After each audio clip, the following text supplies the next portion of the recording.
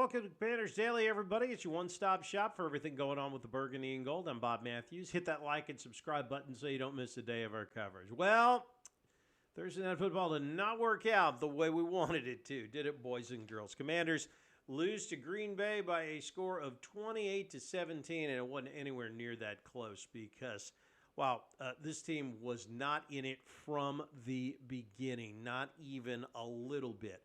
It was really it's kind of inexplicable to me. They just came out and it didn't seem like they were ready to play a football game. Now, granted, I know it's a short week and everything, but the Commanders looked like they were on their heels really from the jump, especially on the offensive side of the ball. Could not get anything going.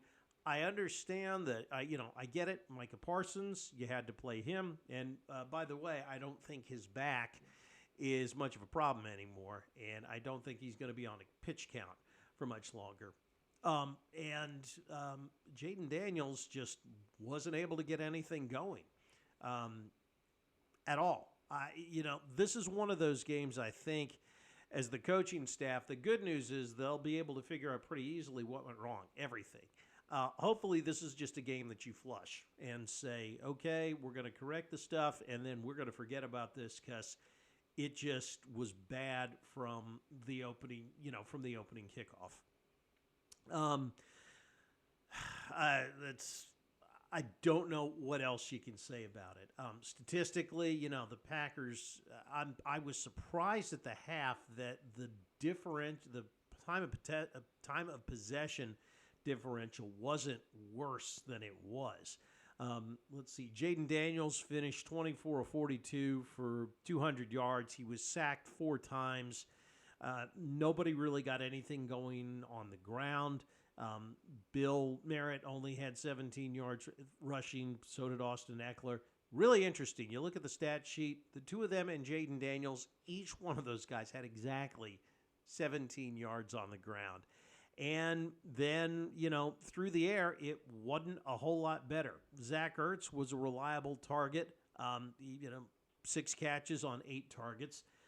Terry McLaurin still hasn't gotten going, and we thought that might be the case, after the hold-in and everything, but he only had 5 balls for 48 yards. Deebo Samuel, 7 for 44.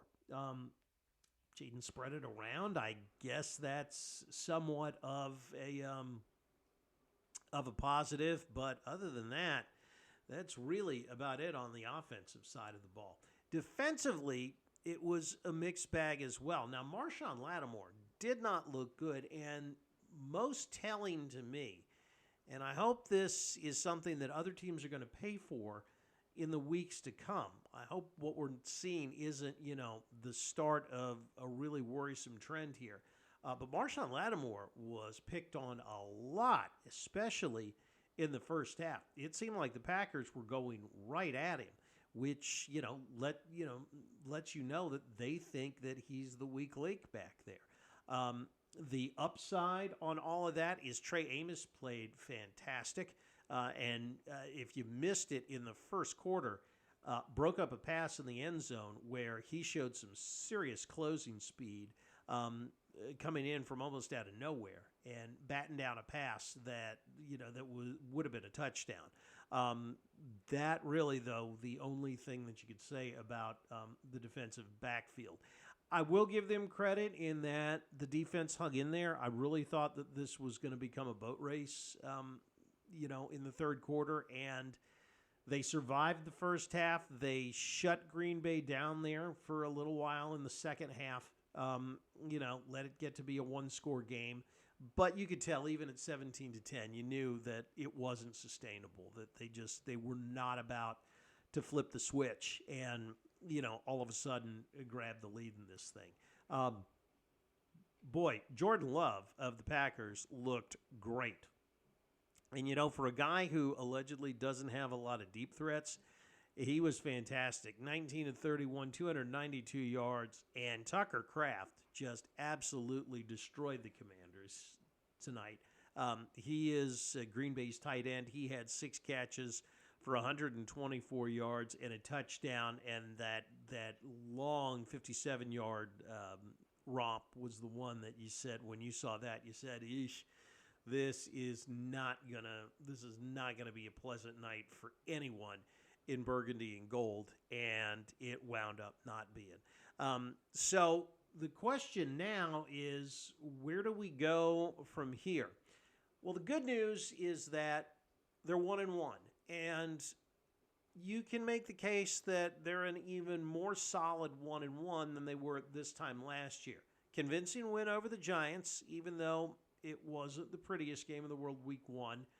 And then tonight you say, hey, short week, just forget about it, chalk it up to whatever, and move on. You have games like that sometimes, as opposed to last year when they opened the season with a loss at Tampa, and as we all know, could have very easily lost week 2 against the Giants were it not for the Malik Neighbors drop. So hopefully it's just a case of it's the beginning of the season. People have got to get in sync, and hopefully starting next week against the Raiders, they do. I think the schedule opens up for them a little bit now. They have allegedly, they have a better roster than the Raiders. They should handle their business pretty well. Las Vegas is coming all the way across the country. They're going to play a 1 o'clock game at Northwest Stadium, which is 9 a.m. for them. Hey, go ahead and take care of business on that one. With the way the defensive line has played these first 2 weeks, I am a lot less worried about Atlanta than I was in the preseason and when the schedule came out. I think that the defensive line can handle Bijan Robinson.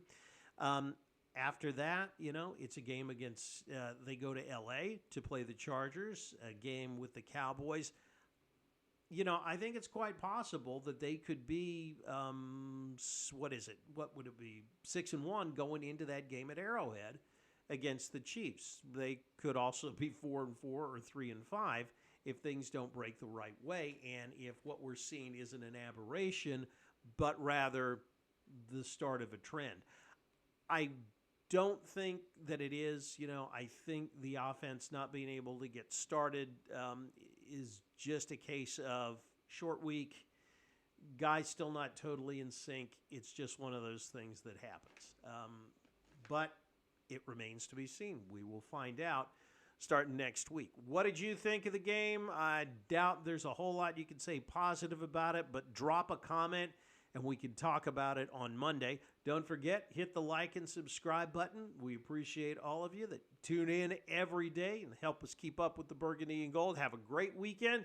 We'll see you on Monday. And remember, like the wise man once said, if you're out on your bike tonight, as always, do wear white.